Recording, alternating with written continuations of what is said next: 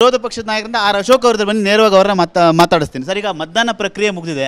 ನಿಮ್ಮ ಪಕ್ಷದ ಶಿವರಾಮ್ ಹೆಬ್ಬಾರ್ ಅವರು ಮತ್ತು ಎಸ್ ಟಿ ಸೋಮಶೇಖರ್ ಅವರು ಈಗಾಗಲೇ ಒಂದು ರೀತಿ ಅಡ್ಡ ಮತದಾನ ಎಸ್ ಟಿ ಸೋಮಶೇಖರ್ ಅಡ್ಡ ಮತದಾನ ಮಾಡಿದರೆ ಶಿವರಾಮ್ ಹೆಬ್ಬಾರ್ ಅವರು ಗೈರಾಗಿದ್ದಾರೆ ಸರ್.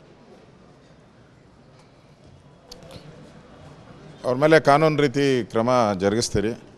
ಪಾರ್ಟಿಗೆ ಮೋಸ ಮಾಡಿದ್ದಾರೆ. ನಮ್ಮ ಸಿಂಬಲಲ್ಲಿ ಗೆದ್ದು ಕಾಂಗ್ರೆಸ್ಗೆ ಮತದಾನ ಮಾಡಿರೋದು ಅದು ಆತ್ಮದ್ರೋಹ.